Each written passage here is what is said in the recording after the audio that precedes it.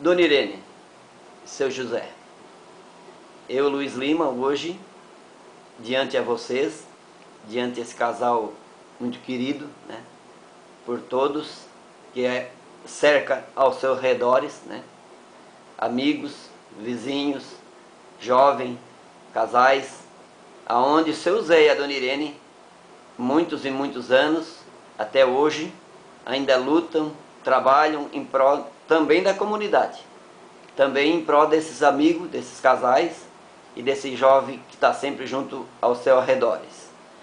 Então eu abro essa nossa entrevista, esse nosso bate-papo legal, contando a história da Dona Irene e o seu José. Seu José, eu também quero agradecer a Deus, Dona Irene, por Deus dar essa oportunidade para nós estar aqui hoje, fazendo esse bate-papo, essa entrevista, onde nós vamos relatar a história da vida do casal, né? Vai ser muito legal mesmo a gente conversar a história que é a vida desse casal. É uma vida assim de exemplo, contada por eles, que eles vão falar agora, para que outros casais novos, outros casais que queiram se espelhar e ver o exemplo de casal que sempre foram e são para a comunidade e para as pessoas ao seu redor. Então, Dona Irene, eu queria que a senhora falasse o seu nome, né? Olha, Luiz, em primeiro lugar, eu quero te agradecer de estar hoje na nossa casa. Para nós é um prazer. A gente, assim, ó, se sente, nem sei te explicar o quê, mas se sente muito feliz mesmo. E o meu nome é Irene Batista Sebastião. Eu nasci em Bituba, na localidade de Guaiúba, aonde, assim, meus pais e meus avós e minha mãe também moraram lá por muitos e muitos anos. Eu nasci, me criei e me casei lá na mesma localidade. Aonde, assim, ó, eu só tenho coisas boas para contar. Lá no lugar que eu morava, não tinha igreja. A gente caminhava 10 quilômetros de pé para ir numa igreja. Mas a gente ia todos os domingos. E depois, no local onde a gente morava, veio as Santas Missões. E lá eles colocaram a Santa Cruz.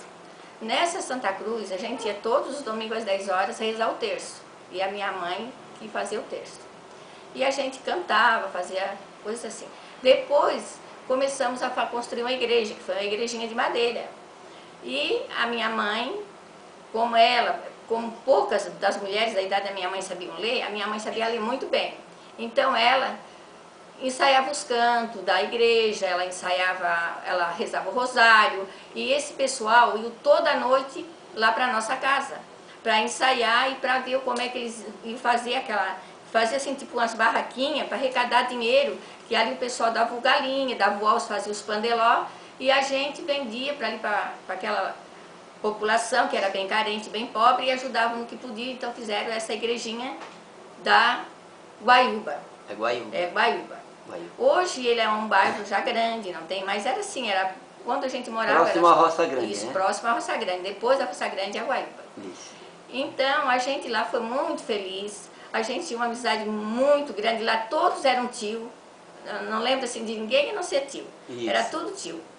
E desde o dono da bodega, que era da venda, que tinha só uma, era tio, e a gente assim, ó, é uma história bonita. Eu lembro assim que eu andava muito de bicicleta, o meu pai era considerado rico, porque o meu pai tinha uma carroça, tinha um cavalo e era empregado. Então ele trabalhava na cerâmica de Bituba.